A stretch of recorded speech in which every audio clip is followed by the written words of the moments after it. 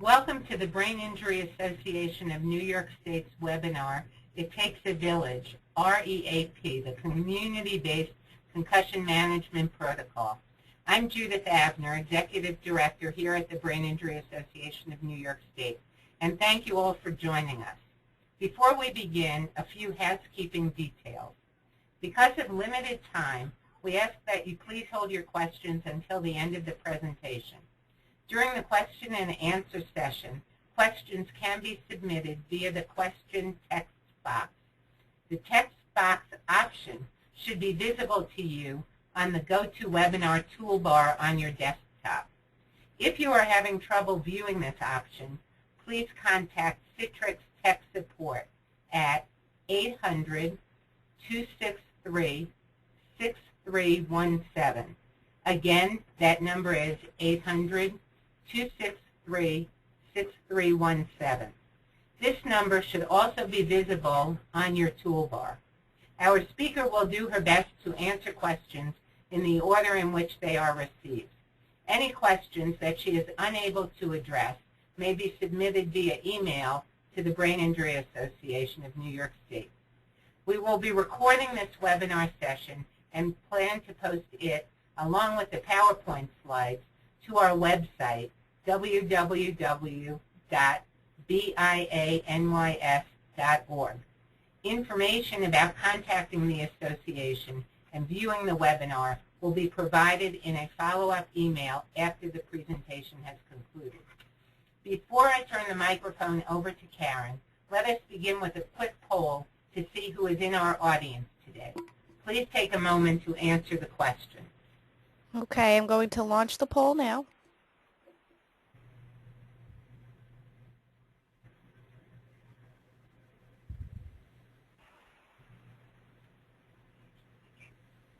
I'll give about another 5 seconds to answer.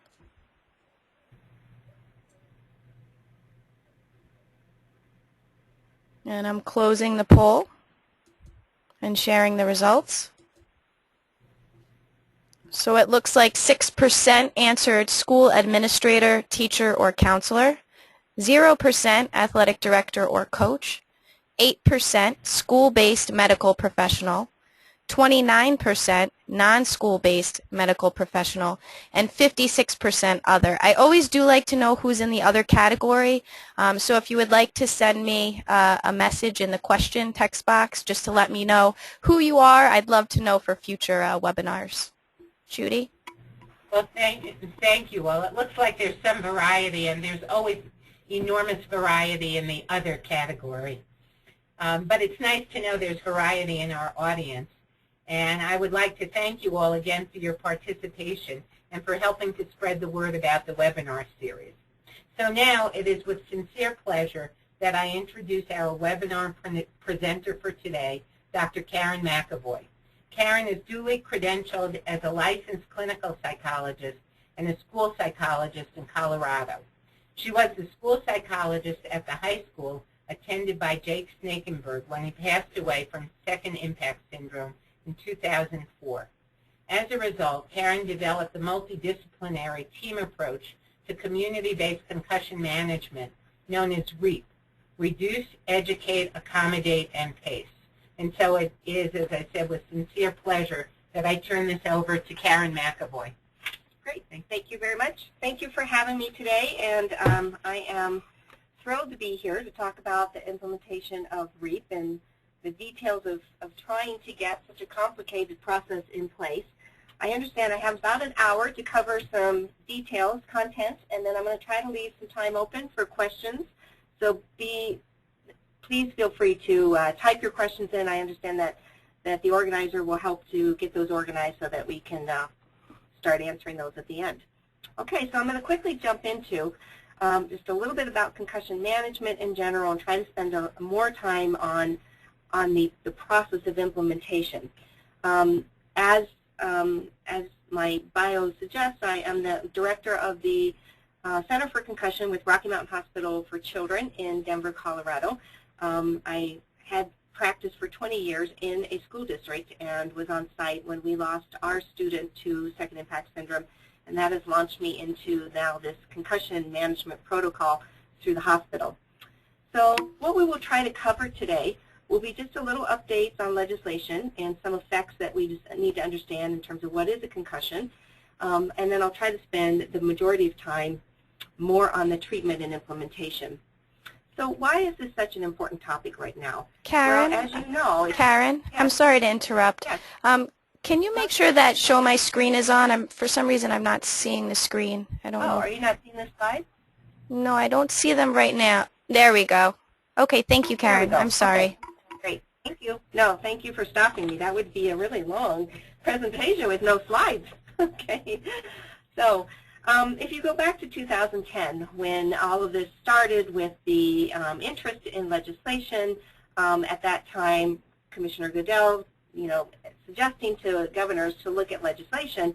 Well, since that time, legislation has rapidly crossed the country, and I understand that we have people from all states probably on this webinar. You can see that most states have done something in terms of moving forward with legislation. My most recent update is that 40 states plus the District of Columbia have some type of legislation in place, and it varies from state to state. You can see anything from one state requiring baseline testing to numerous states requiring some kind of education to coaches or to athletes and some notification. The common elements in all state legislation, though, were pretty much that there is some kind of an education component to various stakeholders. That will vary. That there be some type of removal from play for a suspicion of a concussion, and the return to play under medical guidelines. And again, that would vary from state to state who would be appropriate to do that clearance. Because the state I'm most familiar with is Colorado, let me just show you that as an example. Our state in Colorado is known as the Jake Snakenberg Youth Concussion Bill, named after a young freshman football player, Jake, who was at Grandview High School when I was there, who passed away from second impact syndrome.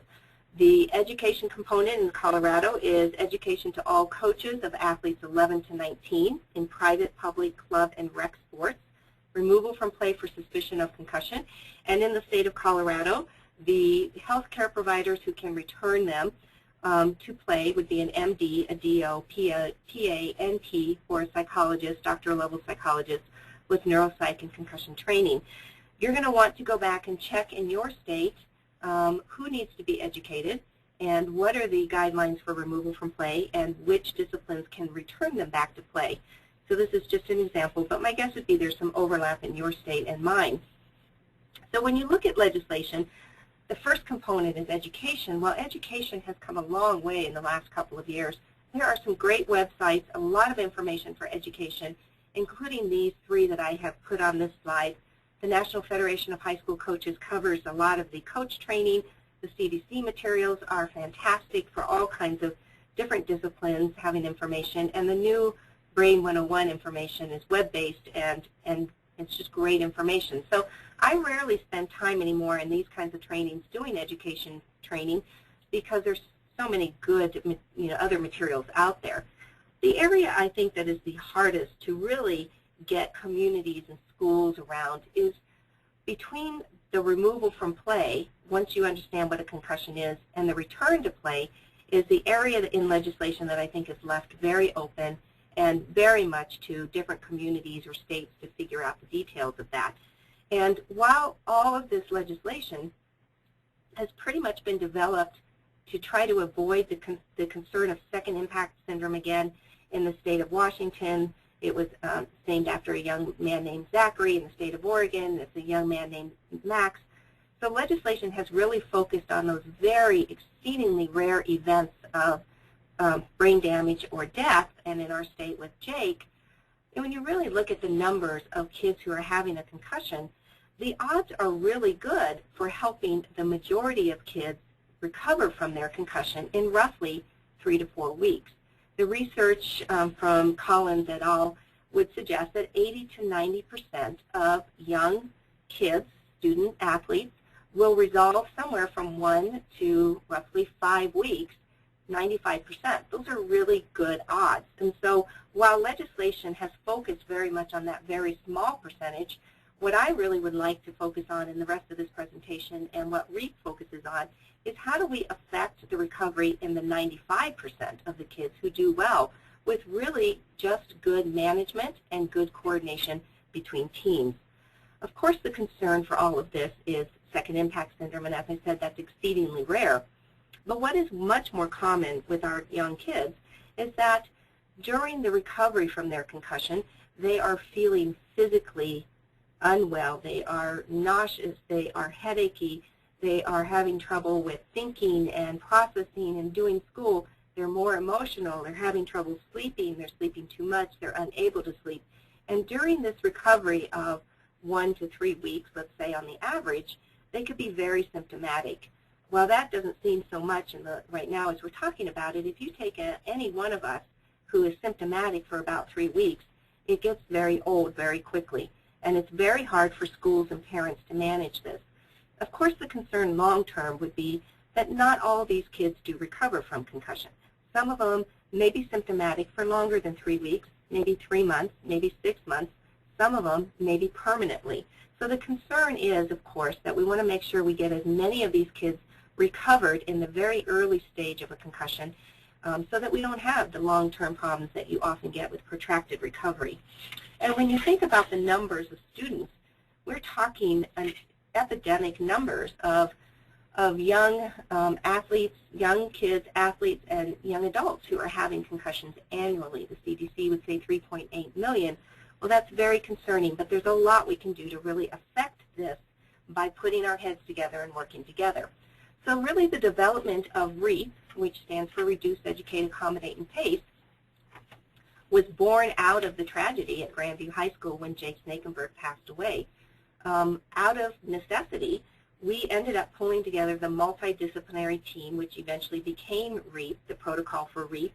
And you can get a copy of the REAP protocol or the REAP book by going to this website or simply Googling Rocky Mountain Hospital for Children and going to the prompt of concussion and then REAP.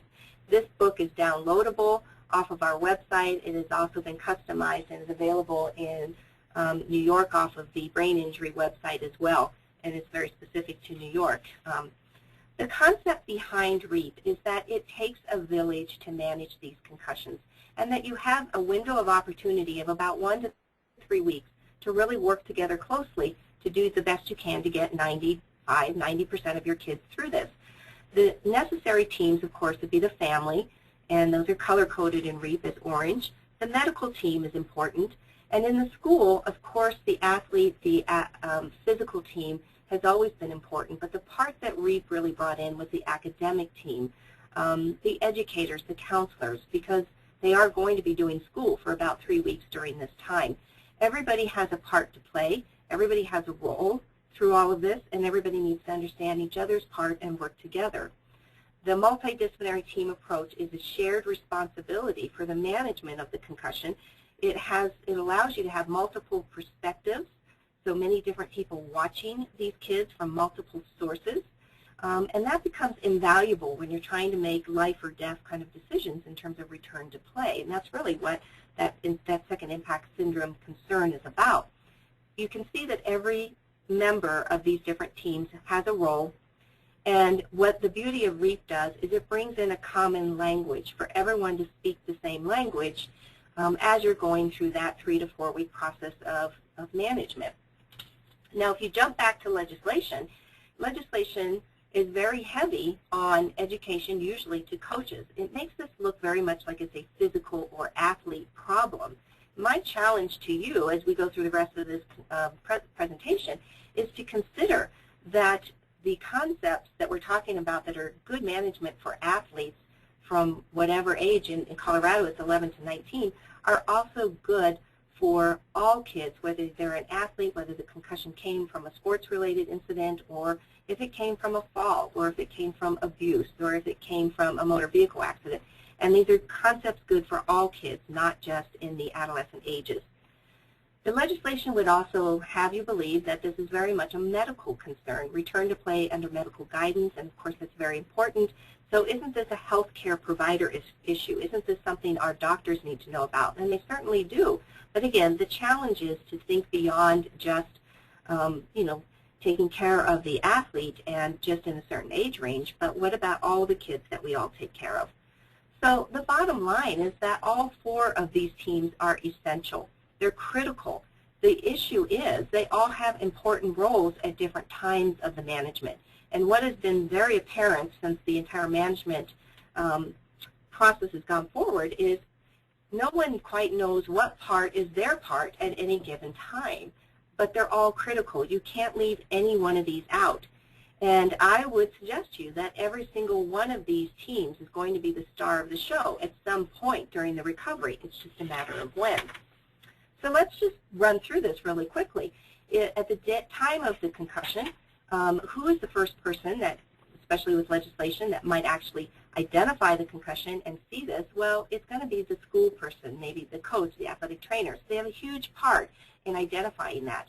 But because the first thing you do with a concussion is remove them from physical activity, their part shrinks to very small. And it does, through management, stay very small until you get to the point that we're hopefully using their skill set again to help them with return to play. The healthcare provider has a very important part in the very beginning. They have to confirm the diagnosis. They have to make sure nothing else is going on. It's a huge part, but after that, the healthcare provider does not have a lot that they can offer during the management. And so their part shrinks. They ride along, and at the very end, 3 to 4 weeks later, we're hoping that they're the ones that really do the clearance. Who has the biggest part of management through the concussion management protocol? Well, the family has a huge part in terms of what they do at home to reduce the activities and to get the child to rest, and the school has a huge part in what they do to manage these symptoms and still keep the child at school during those 3 to 4 weeks. So that's really what we're going to focus on with the management. Before we get into that, let me just lay a little bit of the content about what is a concussion, because that will all come back in as we talk about why we do management the way that we do. So we'll quickly go through this because I'm sure many of you already know the details of this. Basically, a concussion is an alteration in mental status. It does not include loss of consciousness necessarily, but it's a pathophysiological process that is on the cellular level. It's caused by any type of a force to the brain or to the body that actually could shake the brain. It doesn't even have to be a direct force to the brain. It causes a complex metabolic cascade that looks like this. Potassium rushes out, calcium rushes in, and basically it causes a very unstable and inefficient brain cell. And during the time that these brain cells are compromised, a second hit can be incredibly damaging, and that is the concern for second impact syndrome. So it is an energy crisis. It is inefficient brain cells, which are not broken. They are repairing themselves every day, but they repair by rest and reduction of activity, and they get a little bit better all through the day, every day, over 3 to 4 weeks. So you can see that this is a management challenge to pace back the activities over 3 to 4 weeks, and that's really what we'll talk about as we go through. It is not a structural problem. It is a functional problem. It is determined by seeing changes in how the person feels and concentrates and emotionally reacts and how they're sleeping. And these are the typical kinds of symptoms that you see. So REAP, as well as all the rest of our guidelines, are based upon the information from the Zurich Consensus Statement of 2008. There's been a new one of 2012, which will come out soon, and we'll adapt our presentations and the REAP protocols to cover those.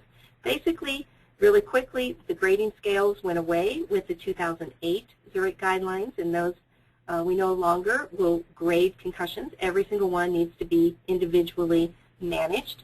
We know that the risk factors are that children are at higher risk for more significant either permanent brain damage or death, as in the second impact syndrome concern, but also for prolonged recovery than our older athletes.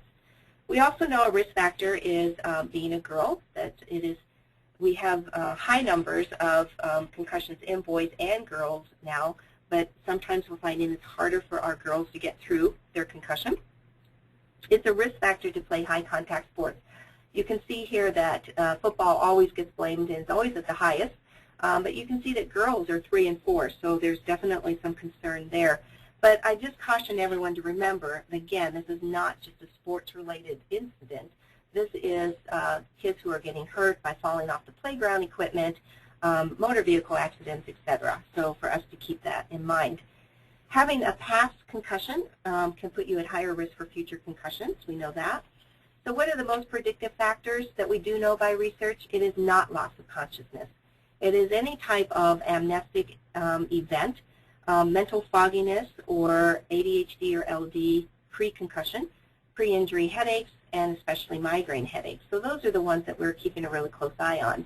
When we do trainings, of course, we talk to everyone about signs and symptoms, and you know that signs are what you can see, symptoms are what they will report. And we do a lot of trainings on how do you prevent this, how do you evaluate this. Very quickly, basically the point of this is that evaluation is not a one-time deal. It is an ongoing process. So first of all, try to prevent concussions as much as possible with good technique, with good training and coaching, with good equipment. Certainly helmets can make things a little safer in terms of skull fractures, mouth guards in terms of dental injuries, but they don't necessarily prevent concussions. Preseason evaluation, all kids need to do a history, so we really work with doctors to make sure that you're doing a good history on all of these risk factors as well as any kind of baseline evaluation. It doesn't have to be a neurocognitive evaluation, even using the SCAT or the SAC, or simply knowing your patients well enough and making sure that you understand how many concussions they've had and how they've come through each is a good pre-season evaluation. Sideline evaluation, we work with our coaches on that.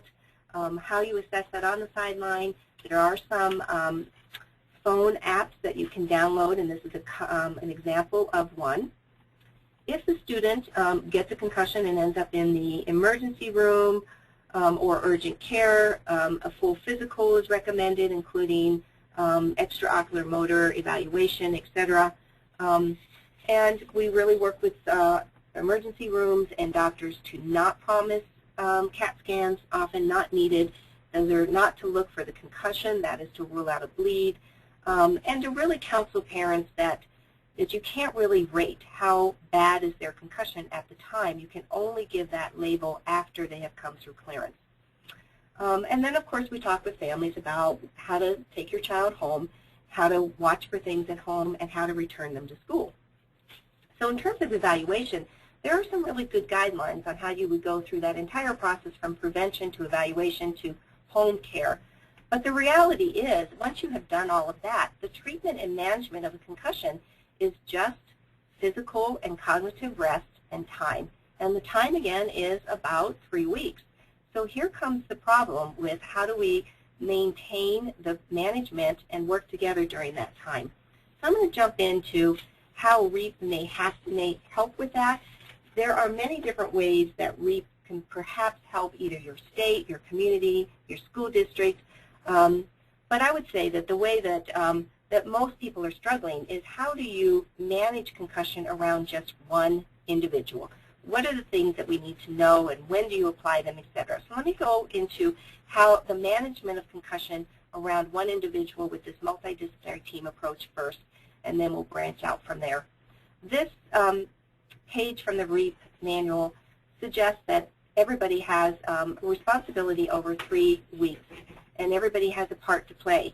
But to be more detailed than that, let me go team by team. As I said earlier, especially with athletes, especially with legislation, the physical team might be the first to recognize the concussion and might be the first to suspect and remove that child from play.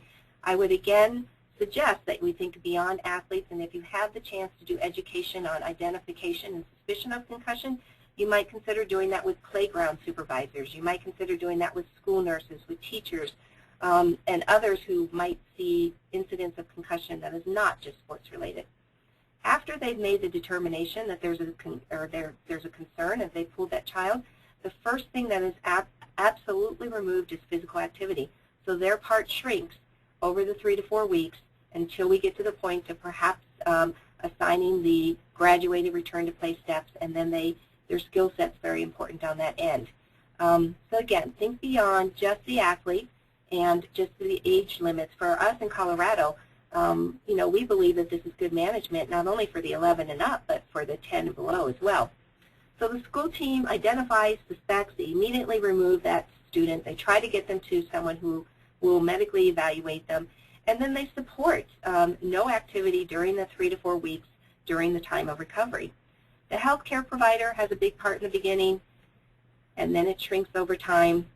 We wait for some management, and then at the end, they do the clearance. So what is important for the healthcare provider to do?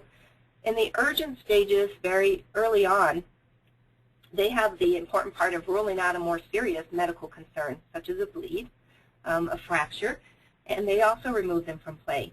But when they come into the clinic, the healthcare provider will do a medical history, concussion history, the risk factors that we've gone over, and hopefully help the family get back into school and begin to work through some of those things. What we do here at the Center for Concussion, we do a lot of what we're finding is really significant is the ocular motor evaluation. Almost all of our kids come in with a concussion and they report some dizziness or balance issues in the very early stages. And that can be seen when you're testing them with saccades or convergence kinds of evaluations or with the balance testing. We see that in the very beginning of a concussion. If that hasn't begun to clear up by about 2 weeks at the follow-up evaluation, we will at that point refer them to vestibular therapy. I'm not sure how many of you guys have vestibular therapy available in your community. It is one of the most promising treatments for concussion. It is definitely helping our kiddo with the dizziness and the nausea that in the past would have gone on for 3 to 4 weeks. We're picking it up at about 2 weeks. You can't do it a lot earlier than that because it only, to send them to therapy too early will provoke the symptoms. But at about 2 weeks, you can begin to do some vestibular therapy, and that can be very helpful for helping them to get through that dizziness and the nausea, which is a really hard symptom to be managing. There is a website called vestibular.org. If you would like to check out if there's vestibular therapy in your area, go to that website and put in your zip code, and it will let you know if anybody is registered as a vestibular therapist. The other thing that we're finding in our clinic, which is brand new, is that we're finding a lot of autonomic nervous system irregularity. These kiddos who have resting heart rates, which are fluctuating 20 to 30 beats, which is irregular for kids, for any kids, for adults as well. And this is making them feel very dizzy, lightheaded, and they are having a tough time tolerating any kind of activity. And of course, schoolwork is going to fall within that as well. The other thing with the ocular motor is that any kind of eye issue, the eye is not tracking, is going to really affect schoolwork as well. So you can see that these two things are significantly important to pick up at about 2 weeks in your clinical evaluation, even though they're still symptomatic and they may not resolve for another 2 weeks. So this is how important it is to have the doctors involved in that early stage, not just at clearance, but during the early stages of the management of concussion. Ultimately, they make the final medical clearance, but there's so much that they can offer early on in terms of ruling out a more significant problem, and then being partners in when do we add vestibular therapy and when would we, add anything else to help with the symptom resolution during that time. As I said earlier, the majority of the management is going to fall on the family and the school academic team, and there's not as much information out there for those two teams. So let me focus on them a little bit. The big push for the family and the school academic team is that everyone speaks the same language and we begin to share data and share that responsibility. For the families, we recommend that they immediately seek medical treatment or evaluation, again, not just for clearance, but for management throughout, that if the symptoms are very severe, they immediately rest that student. They remove that student from all physical activity, including running around with siblings at home and running around in the neighborhood. And we ask that they reduce the stimulation at home, limit the texting, limit the video games, limit going to the mall, that kind of thing. And as they're able to tolerate going back to school, they can gently re-enter them into school. And that families can lift these restrictions at home as the symptoms improve, keeping in mind that this is a cellular inefficiency and those are recovering every day. What they could not handle yesterday, they might be able to handle tomorrow. And that's an important part in helping to keep the student engaged in the management. They need to see themselves getting better. They need to be able to do just a little bit more every day and stay engaged in their recovery. So the reduced page from the REAP manual, which originally just stands for reduce, actually I would say all teams have a part in removal from all physical activity. and that's really the most important part in terms of the second impact syndrome. However, once you remove them from physical activity, you rule out other medical conditions, which is what the medical team will do. You reduce the activities at home, and you reduce the mental demands at school, and you allow rest. That's really the early stage of management, and everybody has a part, some bigger than others, in that early stage. As you go on, it's important that families and schools understand what a concussion is, because understanding that this is a mental or a cellular inefficiency helps so much for schools and parents to understand that their role is not, that recovery is not linear, but it's very much a pacing of activities over time. You may take 2 steps forward and 1 step back, and it's just that constant back and forth over 3 to 4 weeks. Again, at this point, the medical team hopefully has done their education to the other parties and may not be all that involved. The physical team can't do much at this point. Physical activity is completely out of the question, because only when they are symptomatic and they engage in physical activity have we had these concerns. But the parents have a huge piece in cutting down their activity at home, understanding that they must really cut back in the beginning, cut back technology and stimulation, and then slowly increase that every day as they're able to tolerate that. The educators as well need to understand that pushing too far on those cells is going to increase symptoms, and that in order to keep them at school, we want to pace that slowly over time. And I'll go into more when we get to the accommodate page.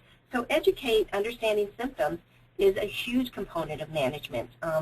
And we spend a lot of time with that, and we advise that others spend time with that, helping them understand that as you rate these symptoms time after time, you want to see a decrease in symptoms slowly and steadily over time.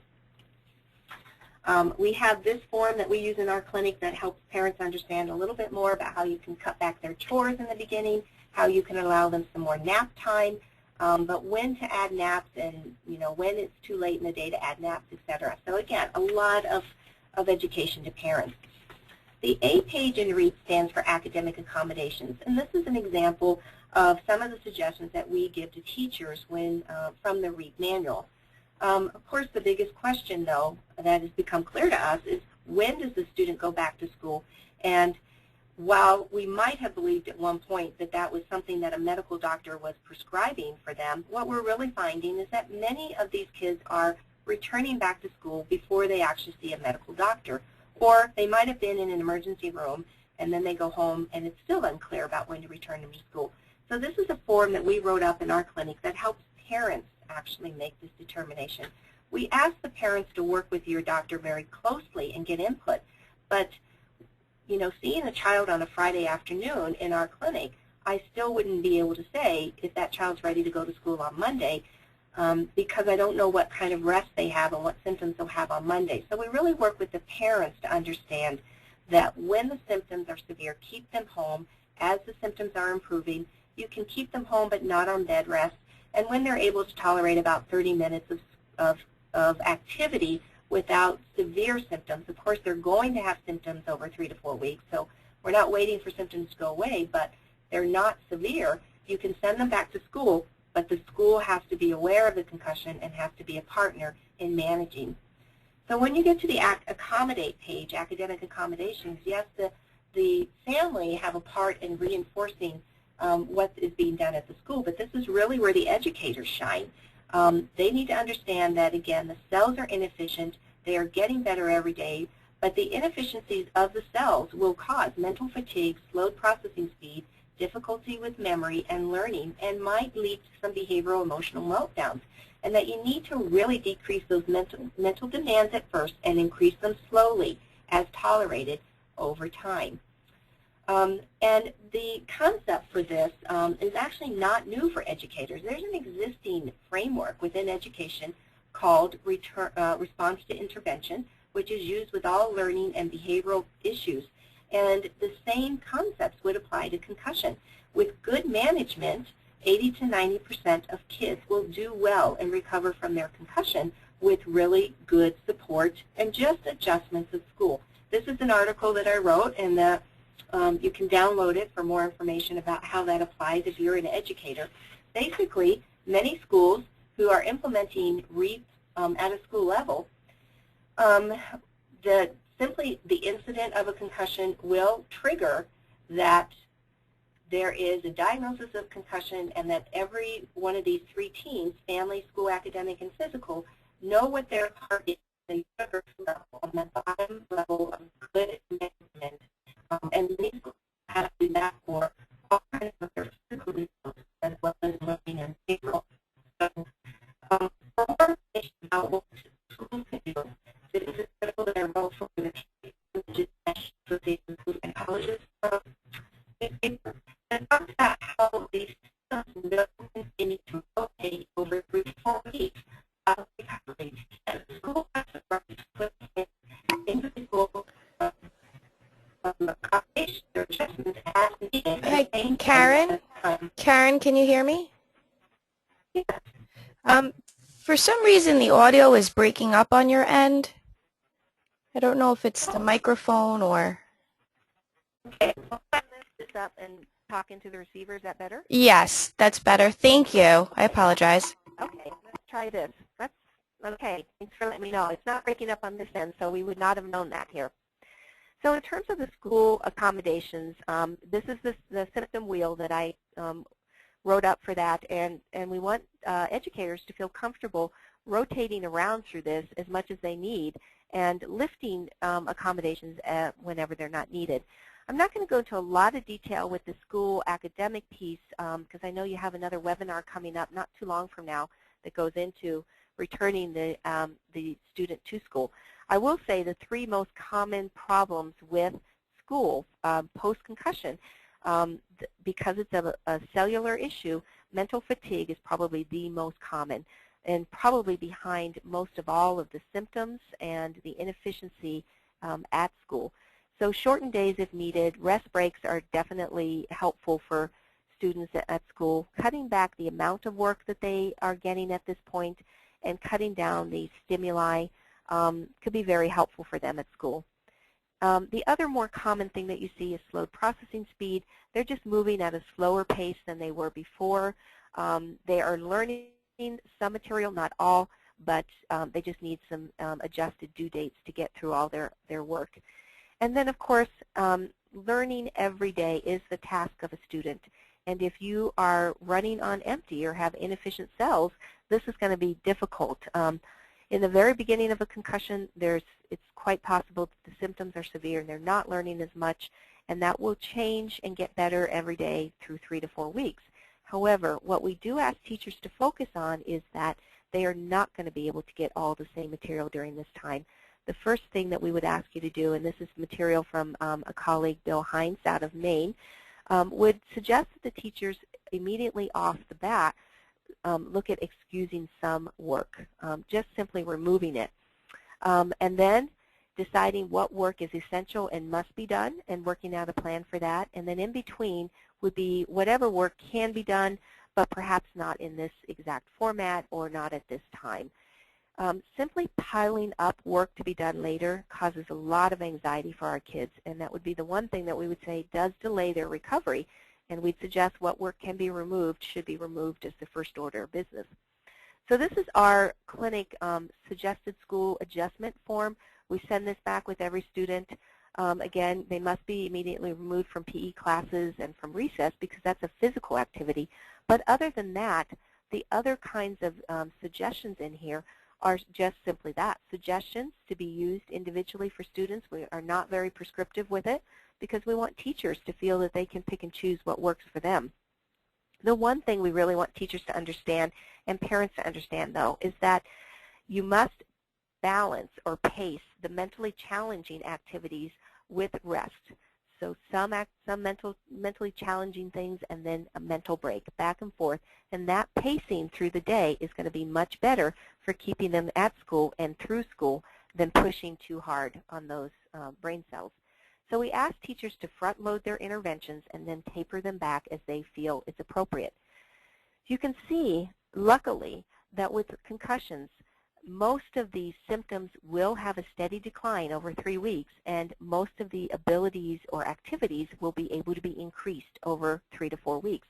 And that's a pretty consistent trend with concussion, and very promising for those of us who treat kids with concussion, that the majority of these kids are going to follow this pattern. So then we will get to the part that the athlete or the student will say, when can I get back to my physical activity? That is the last piece to be introduced, because the Zurich guidelines, which are requirements for graduated return to play, require that every student is 100% symptom-free before they start the introduction of physical activity. And then physical activity, like the cognitive and the home activity, is paced forward as well. So how are we going to know when the student is 100% symptom-free? Well, not simply by asking them. You want data from the family. You want the parent to tell you that this kiddo is 100% back to their pre-concussion functioning.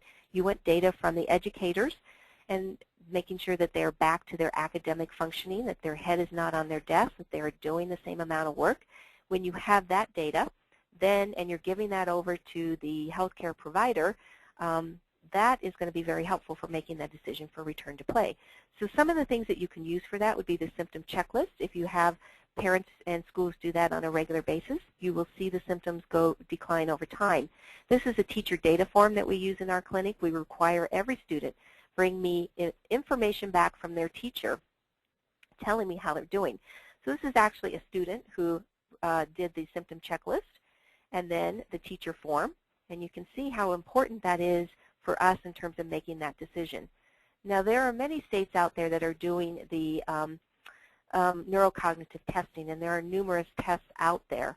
The neurocognitive testing is one more piece of data, and that's simply all it is. If you have baseline and you can compare post-concussion testing to the baseline, it is one more piece of data that helps you make your decision about when it is safe to start the return to play guidelines. It is not a program.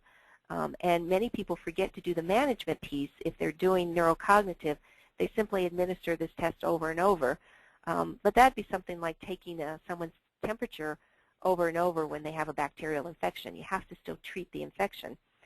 When everyone is in agreement that the data suggests there are no symptoms and it is safe to begin to introduce physical activity, that is where the athletic trainer can become a very important part again in walking them through this process, and then the healthcare provider makes that return to play, or makes the clearance, the medical clearance, and that would wrap up the concussion for this student.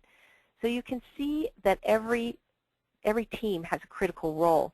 But from this diagram, you can see that some parts are more important in the very beginning. Some teams work very hard in the middle during management, and then at the end there's return to play, and then there's clearance. Okay? And my suggestion would be that as you are creating these teams out there, that you learn to work basically to pass off back and forth when is the right time and who's doing what at different parts. Now, if you're interested in looking at implementation beyond just the individual, and I would say that you have to have the individual protocol that I just went through down pretty well, but you can start looking at how would you implement this from one single school to a school district. Well, I have seen that before, where one school actually just starts the process for their district, and it's usually because one person is a champion for concussion at that school. Actually, this is how REAP started at Grandview High School. We lost Jake. We pulled together as a multidisciplinary team, and we started moving through collaborating and communicating with each other. So, for example, our athletic trainer would call the nurse with every concussion, who would call the counselor, who would inform the teachers. The teachers would make the adjustments. They would collect the feedback. They would share that with the counselor, who would share that with the parents, who would share that with the MD. And you can see that this sharing of information and collaborating is an important part within any single school as well as in a district. Everyone has to know what their role is and speak the same language. There should be consensus and equal decision-making from all of these different teams, checking with everyone. And when you find that you can get this in one school, it changes the culture of that school, which often has a nice effect in your district. Now, there are some school districts who are administratively taking on the plan to have a district plan and then working with each school to implement that. And again, the way that I would suggest that that be done is using your RTI and your response to management protocol, which is already developed for all learning and behavioral issues and easy to transfer to concussion. If you're going to be a district who puts this in place for all schools, start with education to all your stakeholders. Obviously, you need to start with your coaches if that's compliance, but you might also consider your teachers and your playground supervisors. Systemize your multidisciplinary team approach, which means academic adjustments, on that universal level so that you can affect 80 to 90% of your students right off the bat. Now, there's going to be 10 to 20% that don't resolve, and those would move on to a targeted intervention. Problem-solving teams know how to handle that. You can do that with a health plan or a 504 plan. And in the very rarest of occasions, if a student is not getting better from a concussion, and now this is truly a significant brain injury that they need to have special education, modification of their curriculum, then you can go on to special education. But that is nothing unfamiliar for schools, and you would just march through that process. This is a copy of the Colorado Department of Education's protocol template to try to help districts and schools figure out, who plays what role when. You can see how complicated that is, but in an attempt to try to get everyone on the same page with what they need to do for management. If you're going to go all the way through that response to management protocol, you can see that that's very clearly outlined here, what you would do for learning or behavior, and schools can walk through from adjustments, academic adjustments, which are just in general education adjustments, to academic accommodations, which might be more formalized as in a 504 plan, all the way up to modification of curriculum. So luckily, the response to intervention protocol has helped us with concussion. If you want more information on that, Colorado has a website, www.cokidswithbraininjury.com, which outlines that entire protocol. And in Colorado, we've also written a brain injury manual that is also, you can download off of the Department of Education. Go in and search for brain injury manual. This is more for the moderate to severe brain injury, and how would you accommodate, or how would you put some interventions in place at school. So doing this protocol, you would also change the culture in one entire district. And this is not, as I said, an unfamiliar concept. We do take care of all kids, regardless of the disability label. In some communities, I've seen a clinic-to-community implementation, so it's one clinic that ends up opening up. They end up really coordinating and partnering well with their different school districts or schools around them. In our clinic, for example, each patient will see the psychologist who will partner back with the school on academic adjustments. Our MD will see the student and partner back with their referring PCP. So you see that case by case you have the opportunity for the medical team to work with the school academic team. And if, when the student comes back with data suggesting it's time to start with the Zurich guidelines, then that gets approved by the medical team, and it is given over to the school physical team, like the athletic trainer. So again, case by case, it's easy to see how you can develop a nice partnership and change the community, change the culture in your community by working together. In our community as well, we have one other component, which is the hospital-to-school notification. We've been able to do this with the 8 Health One emergency rooms. REAP is a book that is available in those emergency departments. Whenever a diagnosis of concussion is made in an emergency room, the parents are given a copy of REAP right then and there, and a fax form is sent to the Center for Concussion.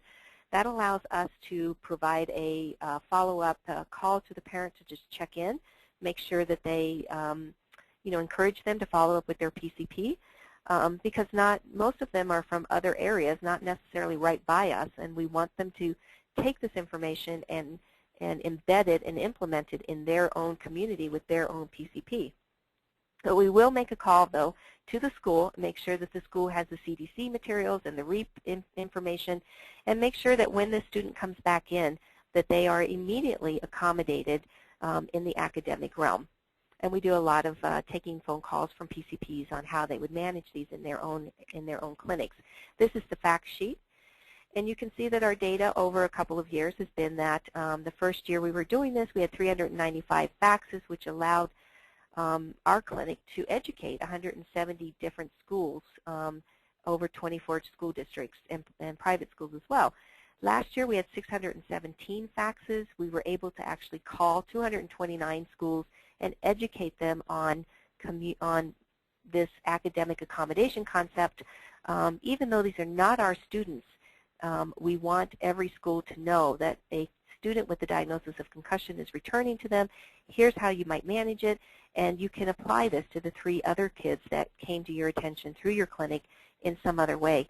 And really encourage that they follow up with their doctor, that they be giving information to the doctor, and basically putting into place the protocol that I just walked us through.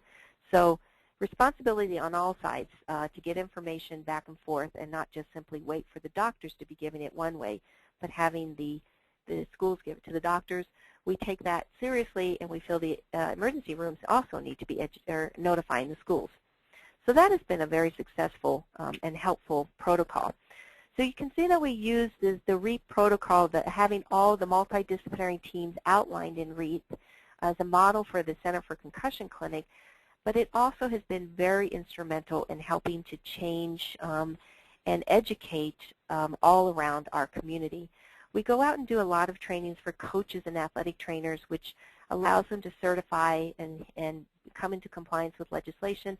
But when I'm talking to coaches, I'm doing a lot more training on the identification of a concussion, removal from play, and then eventually their part in return to play. When I do trainings for parents, it's a different language altogether. Identification of the concussion, how to cut back the home stimuli, how that works with the mental inefficiency, the cellular inefficiency, how to pace back up the demands, and how to really empower the parents to be the coordinator of all of these moving parts. I do a lot of trainings with educators in schools because that's my background. I will maybe talk a little bit about identification with schools unless I'm working with like playground supervisors, and that's really the focus. But for the most part, I will talk with the schools about you're not going to be the first ones to see them, but you will receive them back early in the concussion, and I'm asking you please to help cut back the academics, how to pace back up the academics, and how to collect data for the doctors and the parents. And then we do a lot of CME trainings in hospitals and with practices around us where it's a very different training altogether, what they're looking for in terms of the emergency room assessment when we go out to train emergency rooms, what to look for in clinics, how to look for the ocular motor problems, when to refer to vestibular therapy, how to support the teams, what you can expect from schools in partnering together, and then of course the final piece for the MDs is the clearance. The way I like to think of REAP is that it is a common language for everybody, but there's a different dialect for every team, and we are very cognizant of that as we go out and do different trainings. So everything I have presented today, I realize this is not easy, but at the same time, this is not hard. It is complicated, and I looked up the word complicated, which is also complex, intricate, knotty, thorny, full of twists and turns. That is definitely what I do every day, trying to manage these 4 teams. However, I would suggest to you that this teamwork component, this is what is important in concussion management. There are no easy answers. It is not about one test. It is not about one person making the decision when is the right and safe time. It is really a combination of everybody's pieces coming together at all the right times. So it requires communication and coordination. If you think about your state, wouldn't it be nice if all of your hospitals had some way to talk to all of your school districts, who had some way to educate all of your schools? And then on top of it, if you had a brain injury association like you do in New York, if you had a TBI trust fund like we do in the state of Colorado, you have statewide organizations that can really support and complement all of the work that's being done on each one of these levels, then the actual care of each one of these students will be heightened, I'm sure, and the safety of our students will be taken care of. And in the end, that is the purpose for legislation, to prevent another case of second impact syndrome, to make sure that we're not putting these kids back too soon. It can't be done with any one of those pieces missing and everybody making sure that they are doing their part throughout. Here are some resources that will be in your PowerPoint of many of the things I've talked about today, which you probably are aware of many of them. So here are some resources, and I will, in a few minutes, open this up for questions. There are a few slides on here, though, that I want to make sure that we don't lose, so I'm going to go forward with them that were added by the Brain Injury Association of New York. We'll just flip through those so that you can see what is coming up. If you have any questions, here's their website and their information. An upcoming webinar in March, Understanding Life with Brain Injury. And then another webinar that pertains to concussion would be students returning to the classroom post-concussion. And if you like this webinar, then like us on Facebook.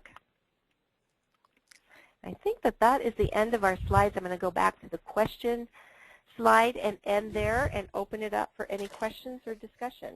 Thank you, Karen. It's always a pleasure listening to you speak, so thank you so much for presenting today and sharing our slides. I will talk a little bit more about the slides that you saw about some of our upcoming webinars after we're done taking some questions, but I did receive some questions already, so let's start with questions.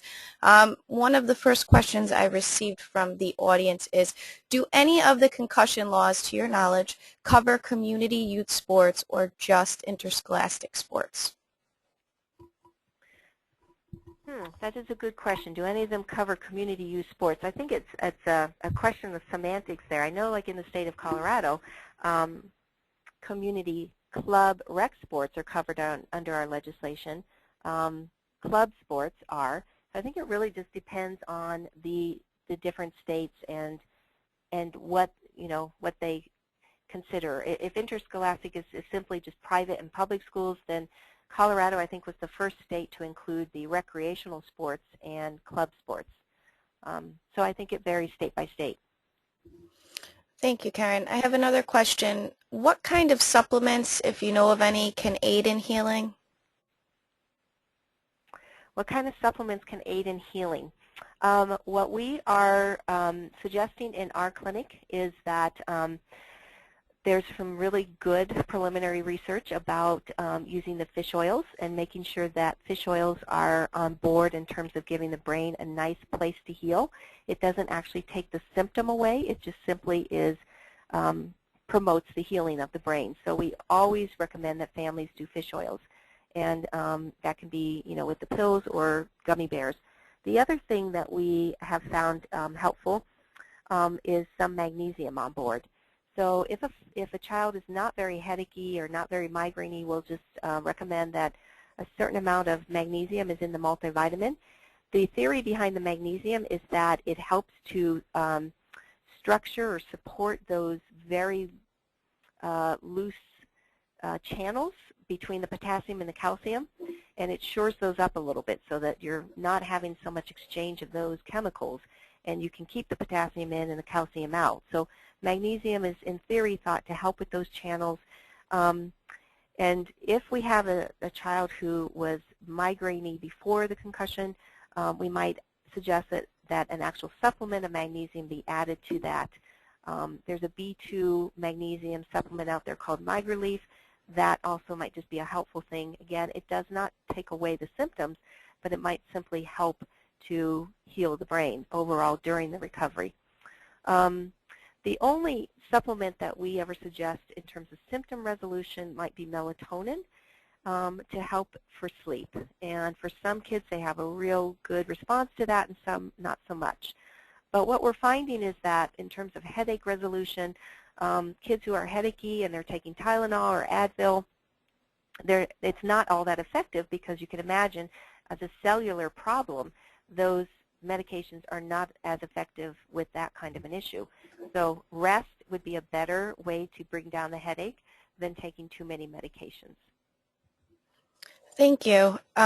I think this question is regarding your recommended protocol for parents slide to inform school staff. This individual wants to know, and I don't know if they received an answer already, who to inform and what information to provide.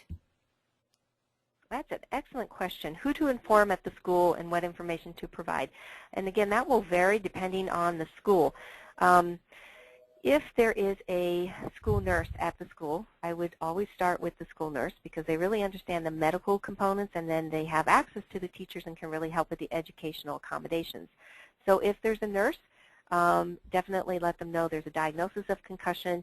Anything else that, you know, any kind of imaging that was done or anything that may be out of the ordinary in terms of that evaluation of a concussion, to make sure the nurse knows so that information can then get shared with the teachers. But there are so many school districts that do not have nurses on site or even nurses in their districts. In that case, I would then go with the counselor. And again, it's not consistent that there are counselors in all schools, more so in the high school than in elementary. But so if there's a mental health person, a school psychologist, or a social worker, those often are not full-time in any one school, but you can always try and track that down. If you're not having response or you can't find that your school has any of those, I would then go with the principal or assistant principal, go with an administrator, and make sure they understand the diagnosis of concussion. Make sure they have one or two of these articles that I've talked about in this presentation that will help them understand that so they can get the information to the teachers. And I would say that even in some schools, the attendance person, the office manager, have been very helpful in being the first line to take the information, get information out to teachers, but you're going to want to make sure that an administrator also knows, so that important things like removing them from PE and removing them from recess is just a standard policy. The minute you have notification, that's the first thing that you do, and that you are backed by administration to do that. Thank you, Karen. I have a question about music. Is it a good idea to let a student or a child listen to music? Is it overstimulating? What are your thoughts? Okay, question about music. You know, we used to kind of standard say, well, no music, no, you know, but I have found that there are some kids who really relax with music. So we try not to be too prescriptive with that. There are some kids that are easily provoked by music because of the sound sensitivity. If they are provoked by music, then they should not listen to music. If they are relaxing with music, then in theory, then they should be able to listen to music.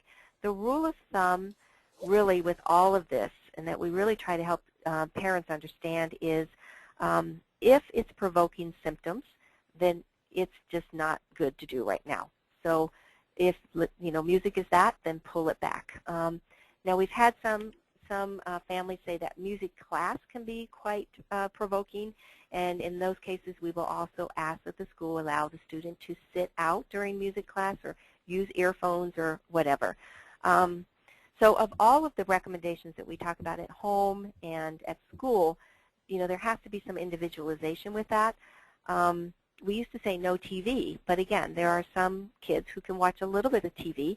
Depending if they're not that symptomatic, I would suggest that they move farther back from the TV and that they watch some slow TV like Lassie or some dog movies for a while, and nothing like car racing for right now. My experience in the clinic really in the past year, the most provoking problem is with video games and with texting. And our young people don't seem to understand how significant those symptoms can be exacerbated by texting and video games because of how fine-tuned the ocular motor demands are and the fine motor with the fingers. That would be the first thing that I would remove, and I would just remove it until further notice, and even do a little TV or music if need be so that they have something to listen to. But I would start with video games, screen time, that kind of thing, Facebook, that kind of thing, really bring that down and really remove the texting if at all possible. Thank you, Karen. I have another question. What is the role of BIA Colorado in this program, if any? Well, BIA Colorado is the statewide organization for our state. So they have an important role throughout the state in terms of providing support groups and professional networking across the state, education across the state, some referral and intake kinds of duties that they do.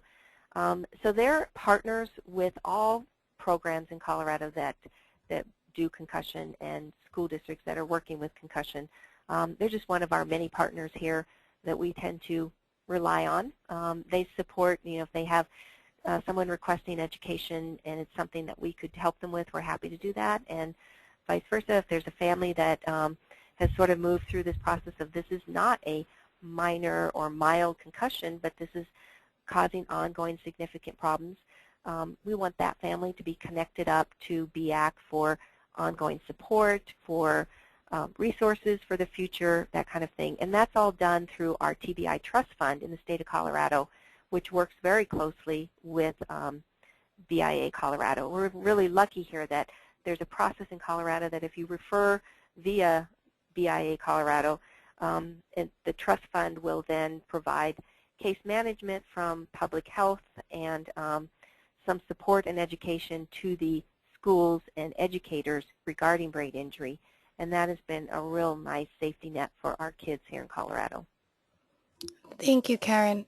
One of our attendees wants to know, did the Center for Concussion set up a reporting protocol with emergency departments and schools, and how would you recommend replicating this system? Mm-hmm. Yeah, the notification from emergency room to school piece has been very popular from other states looking at that, because it's been very helpful in our state.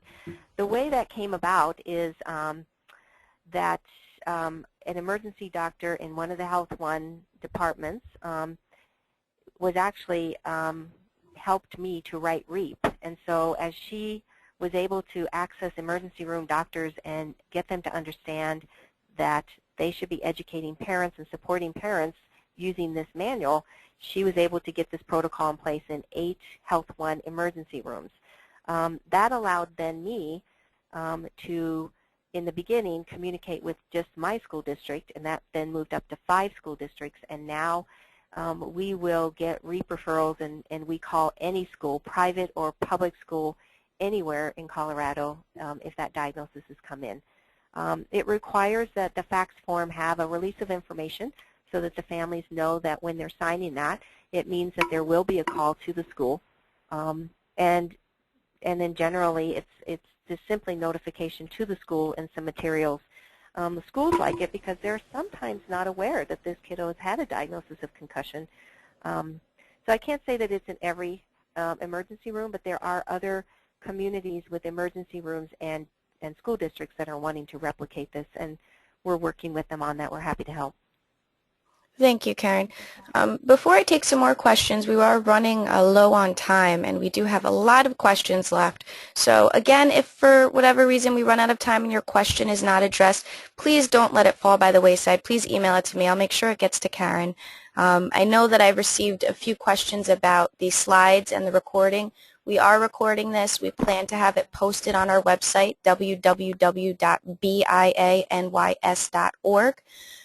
We will have the slides available as well. Many of the resources that Karen mentioned are on that resources slide in the presentation that she showed earlier today.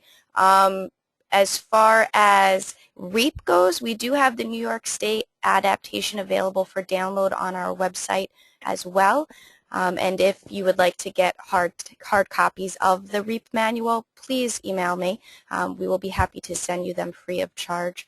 Another question I have for you, Karen, from the audience is, what are some measures that have worked for you with recreational league middle school age children who do not have the luxury of trainers to manage gradual return to play? Good question.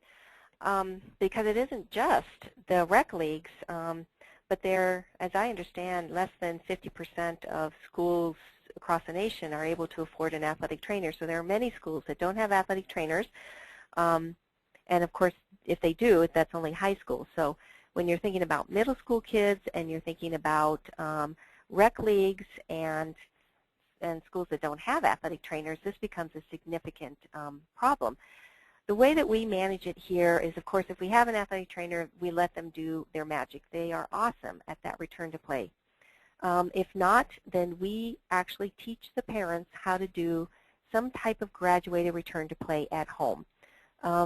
And the concept, in my mind at least, is not so much is it, Is it Olympic athlete quality? It's not so much that. It's that the parents understand that you introduce physical activity in small increments in a certain order. Aerobic activity first, hand-eye coordination, combination of aerobic and hand-eye coordination, and eventually as much activity as possible, making sure that you are checking for symptoms that evening before introducing the next step. Again, if you think about legislation, why we have legislation, what we're trying to prevent with second impact syndrome, it is that the story of the symptoms are telling us something. So if they're doing fine in all areas of their life and you begin to introduce aerobic activity and it flares a symptom, it is the brain cell telling you that it's not yet time to introduce. Stop and don't go forward. So we only will approve the graduated return to play steps only to an athletic trainer or to a parent. Now, a parent can work with a coach if they want to work with a coach on that, but we put the parent in charge and have them supervise it. And we require that all kids, whether they're athletes or not, and no matter what age, go back to their physical activity in that graduated manner, simply because it is the safest way and it's one more test. So we don't want to miss that step. Thank you, Karen. Another question I have from the audience, and I don't know how much time you have, Karen. This might be the last question we can take. Okay. Okay. Are you available for another few minutes, or? Oh, I'm available, yes. Okay. Yes, just tell me how you want to work that out. Excellent, excellent. The next question I have is, do you have any suggestions on how to approach hospitals on the issue of concussion education, such as the model that you suggested? How to approach hospitals. Well, what I have learned from all of this is, like I said on that one slide, I think it's important that we have a common language, but we speak a different dialect. I have had the luxury of being, in a center now where I have medical doctors who can help with that part of it. I really do believe that you have to have a champion for concussion in every single one of these teams who speaks this language. As a psychologist, I wouldn't get as far with medical doctors because, they're kind and they listen to what I have to say, but I don't speak their language. So I have a couple of doctors here who really do a lot of that work and do a lot of training and support for other doctors. I do a lot for the school piece because that is my background. I have some credibility there. We do a lot of talking and training with Jake Snakenberg's mom. She is our person who really works with the parents and helps get, empower that piece of it. And then we have athletic trainers on staff who really speak the language of the athletic trainers. So I think it really does require a multidisciplinary training team because they speak to the multidisciplinary teams. Thank you, Karen. Another question I have from the audience, do concussion clinics address chronic headaches 6 weeks or more post-concussion? Any suggestions for best practices in addressing this issue with students? Wow, that is getting into the area of post-concussion now. And I can't say that I can speak for all concussion clinics. My experience is that, at this point, this being somewhat new, most concussion clinics are dealing with the acute concussion, the first 1 to 3 to 4 weeks. And really, if you can really intervene at that point and do it well, like the way we've outlined here, 80 to 90% of your kiddos are going to clear, and you're not going to have that problem. However, as time has gone on, there is a reality that there are kids who have the chronic headaches or who have some memory issues now or have other lingering effects from this concussion. There are not as many post-concussion clinics that I know of. There's not really even one here in Colorado. We, as a concussion clinic, feel responsible to manage these kids all the way through. We will never drop their treatment if they just don't happen to be one of those that clears in that 3 to 4 weeks. But it is requiring us to be way more creative. And the post-concussion treatment is probably a whole nother webinar. We, at that point, will start to introduce some different medications for symptom management. We will introduce some small amounts of physical activity, but under very close supervision. We are watching things like heart rate. So, yes, there are some things that can be done, and there's some areas around the country that are beginning to work in that area to write up guidelines for it. but it is definitely in the minority compared to the typical acute concussion management protocol. Thank you, Karen. I have an attendee who shared her personal story. Her son is recovering from a concussion, and she was the facilitator in his treatment. He's a senior in high school. Her issue is the education of teachers. She felt she had to really advocate as they continued to think he should be caught up and did not need to take work away. She feels that, and agrees with you, that further education of classroom teachers is needed, and she wants to know, how would a parent go about bringing this to the attention of the district? I think parents are very powerful in many ways, whether it's that they go to the school and say, please, how can we get some more education here, whether it's that they go to their club sports and say, how do we bring in someone to speak to your coaches? So I say parents need to keep being out front. The thing that I think that is probably what this participant has experienced goes back to that response to intervention, response to management issue. And while I agree that schools need to understand how to manage a concussion, what their role is in helping to manage that concussion in the first 3 to 4 weeks, which is the reduction of work, in theory, most concussions are going to get better, and the student's going to be able to get back to the same amount of work that they were doing pre-concussion in 3 to 4 weeks. If for some reason there are some risk factors for a student that they are now going into 1 month, 2 months, 3 months, 6 months, 8 months, a year of not recovering from this concussion, then in terms of working with the educators, I don't really think it's fair that we keep calling it, quote, a concussion. A concussion is a brain injury, and there are many things that schools know how to do in working with kids with brain injuries, but they're not the same as just making those same adjustments for concussion. So simply cutting down the work, in the first 3 weeks, that's not the same intervention you would do for a student 8 months later. Schools do know how to cut back work, do academic accommodations, maybe more around the concept of brain injury rather than concussion. And I think that the semantics of those two words are making it a little difficult for schools to wrap their brain around. They know how to manage brain injury. That's where you go 8 months later, a year later, start pulling up your 504 concepts, your special education concepts for that disability, and let the acute and temporary adjustments of a concussion go. Those are not as applicable anymore. Thank you, Karen. I do have a question regarding the IEP and 504. This individual wants to know, did I understand correctly that teachers can excuse work and change accountability without a 504 or IEP? Not necessarily. I think every single one of those decisions are going to be based upon different districts and different schools. The 504 guidelines are quite vague, and so different schools interpret them very differently. Some schools use 504s quite readily, and others do not at all. Every school and every district and every state has its own guidelines for how to go about working towards an IEP and special education. So every single one of these kiddos is going to have to go through the process within their own state. There are no national, guidelines around that.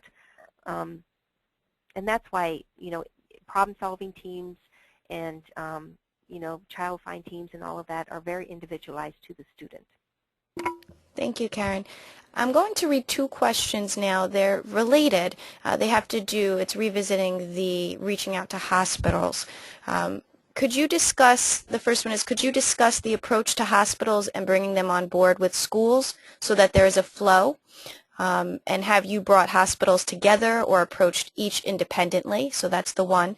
And the second one is, do you have any suggestions on how to approach hospitals on the issue of educating parents? So again, it's this creating, a thread of communication between the two.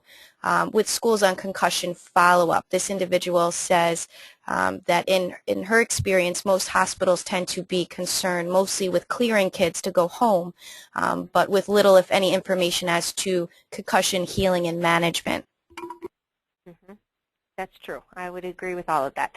So in terms of approaching hospitals, again, I think it's good to have a champion who is more of a medical type person to get that part going. And whether you approach an entire, system or whether you do it hospital by hospital, I've experienced both. Sometimes it's easier with the smaller hospitals, but I would say you need to get an inside person who's willing to work with you. Just things like what they get as they walk out the door, what are their discharge instructions, has to be kind of the protocol within each one of those hospitals. And so you want to work, case by case, hospital by hospital, or if you're lucky enough to get into a whole system to change the culture there. But if you can, that's how you would go about it. So work as a team. In terms of information for what they walk out with, there's probably a lot of information that they could have that would be good. I mean, they walk out with the REAP in our area, but the CDC materials, anything. Each hospital can even come up with their own information. My concern would be, that there's only so much information a parent can take at that time. And I would agree that a lot of the information out there right now is simply about discharging them from, home, not so much how to coordinate with the schools. And, even we could probably do a better job with that piece of it. But I would say even if the parents are empowered to, even if that's not in that information, the back-to-school form from our clinic might be something that's helpful that a hospital can use. So again, I guess I would just say that it's case by case, and a lot of it will have to do with whether or not the parents can coordinate with the MDs. And this will change with time. It's just something that is going to take a while for the culture to change on this. Thank you, Karen. We'll just take a few more before we cut you loose. Thank you so much for staying overtime and helping answer some questions. Oh, that's okay. I'm fine. Thank you. One more question I have, and I have a few more after this. Are you finding that the PCPs are getting better at concussion management? Do you recommend using a concussion clinic? Is that available rather than a PCP? That's a good question. Yeah, we actually are finding that the PCPs in our area are feeling much more comfortable. So we opened this clinic in August of 2010, and we were handling a lot of just your typical run-of-the-mill concussion because many of the pediatricians at that time were just not feeling comfortable in sending them to us. We've done a lot of lunch and learns, and again, that's the language of the doctors, right? Our doctor goes to talk with their doctor, gives them a lot of information, lets them use a lot of the same forms that we use, and they now, and 2 years later, are managing a lot of the typical run-of-the-mill concussions themselves. And we are tending to get more of the more complicated ones. So I take that as a small measure of culture change over 2 years period of time. Thank you. One of the attendees would like to know, do you have any suggestions for schools that use, and this is a great one because as a teacher we've started working with computers and iPads a lot more in the classroom, but do you have any suggestions for schools that use computers or iPads instead of textbooks in early stages of recovery? Yes, this is a good question, and it's new because this is newly evolving over time. In terms of schools that use computers and iPads, I think they're unavoidable to have computers and iPads at this point. However, I do think that the schools really need to be as creative as they possibly can with the amount of time that the student is on the computer, with things like turning down the brightness, with things like if you could print out and not use the computer for some of it, that would be great. So maybe not doing reading on the computer, but printing out and reading off the page, and then doing writing input on the computer. So really trying to be as creative and modulate that somewhat as much as you possibly can. I think that's just the way of the world nowadays. So. Thank you, Karen. One of our attendees would like to know, I like this question, do you have a favorite response or soundbite to those parents, in parentheses they have fathers, who say, I probably had a bunch of concussions and I'm fine?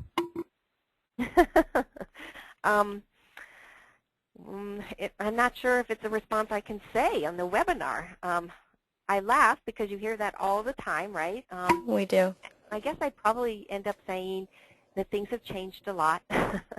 And we know so much more about concussion now, and things have changed a lot, and you know, we sort of laugh it off. But I think that that's exactly the reason why you know, we're fighting such a culture change with this, is that everybody has a story of concussion, right? Everybody knows someone who's had a bump to the head, and I you know, would caution people to remember, just because you had a bump to the head does not mean you had a concussion either, and just because you had, you know, a scalp laceration doesn't mean you've had a concussion. So we don't want to go overboard with it. We just want to make sure that we are picking up the cases where there are symptoms and there is a concussion, only because we know to continue to push through that would be dangerous.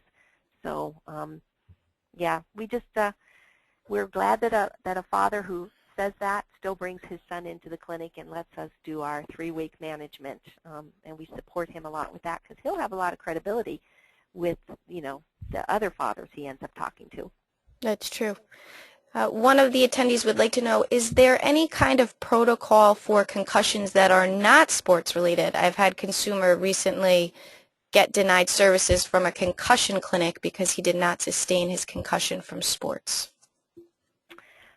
Well, I would say, doing this every day, I would not change my management protocol, whether it was sports related or not. It would be the same to me. We do the same eval, we do the same academic adjustments, we would do the same clearance. We just wouldn't do it with an athletic trainer. We would do it with a parent. So no, I would say I would not change the protocol, and that's a little interesting to hear that. Actually, when we wrote up the guidelines for the Department of Education, we wrote them up on, here's exactly what the legislation says, athletes 11 to 19, and then we wrote up best practices, which said, but all kids are important, and we need to take care of all of them the same way, whether it's an athlete and whether it's under the age of 11. And so I work very closely with districts who struggle with trying to balance basically having 2 protocols in a district, the one for the athlete because of legislation and the one for the non-athlete because there isn't legislation behind it. They still try very hard to have the same good management in place. They just sometimes don't have the same kind of support and teeth behind that. But they do an excellent job in trying to get really good management for all of their kids. I would say that if a school district is really struggling, then get in compliance with the law first, and then allow that to, to filter out to all the rest of your kids. So take a year, do what you have to for, sports, and then apply it out. I would say the same thing. If there's limited resources, do what you can to do good education, get a program, a very comprehensive program like REAP in place first, and then if you have extra money and time, you want to bring in, the luxury of a neurocognitive test, add that in later. So there are certainly ways that you can, step in your protocol if you have limited time and resources. Thank you, Karen. One of our last questions here, one of the attendees would like to know what is done with the mental health aspect of concussions. This individual states, it sounds like with most of them resolving that mental health is not as much of an issue. School accommodation is seemingly the key piece, and that concussion management seems to manage concussion and not the mental health piece. That's true. I mean, as a psychologist, I would say, we pay very close attention to the mental health part of it, but luckily, I would say I'm happy to report that if you do good management for, 1 to 3 to 4 weeks, you don't tend to have a lot of mental health problems. Basically, these kids just want to get back to their life. They want to stay engaged with their team. They want to stay engaged with their peers. It's when you don't do good management or when this kid is out of school for 2 to 3 weeks that you begin to get some secondary mental health issues, or when they are not getting better from their concussion, perhaps because we're not resting enough or cutting back enough at the demands, is when you begin to get some depression and all. So for the typical concussion, I'd say really good management, just like the universal level of the RTI process. It's good for all kids. When you get to 3 to 4 weeks and you have some specific genetic components or individual components that's making this concussion last longer, you do have to watch out for secondary anxiety, secondary depression. Sometimes at that point, the teachers forget, and if they have been doing adjustments, they begin to pile back on the work, or and then you get kids who are hugely anxious. So that's when you have to really work with, having the teachers understand longer, working with the parents' anxiety about why is he not getting better in this amount of time, and working with the student on why are they not getting better in this amount of time, what other therapies do we do, what other medications, and then yeah, you have to attend to the mental health issues more at that point. Thank you, Karen. Last two questions were in the home stretch. This individual states the CDC has an excellent packet of information for parents to give to the treating physician. Heads up, I'm familiar with that. Concussion in your practice. However, this item is often out of stock. Do you know of another source of this type of information? Wow. For the pediatricians, no, I wouldn't really say that I know of other information like that. There's a lot of good work going on right now for information for pediatricians, the MD to MD, that is helping them feel comfortable in their practice. I don't know of anything that's for the MD to give to the parents besides the CDC materials. And to think that that is all free, I'm not surprised that that's out of stock quite a bit. And just to be patient that they keep, refilling that and getting that out. So, the NFHS, the Brain 101 has some good information, but again, nothing quite like the fact sheets that you get with the CDC. Thank you, Karen. Our last question is, what would be the best way for a parent to advocate REAP? Well, first of all, we appreciate when parents advocate for REAP, or schools or anybody advocates for REAP, because obviously we feel strongly that, this is a shared responsibility and this is a multidisciplinary team approach. So I think parents, again, are incredibly powerful. They need to organize themselves, research, and then approach a school and say, I want to make sure that all these bases are covered, and here's a model of how a multidisciplinary team would work. Take that to their pediatrician and say the same thing. Whether it's REAP or any multidisciplinary team approach, the importance to me is that there is data and information that each team member has.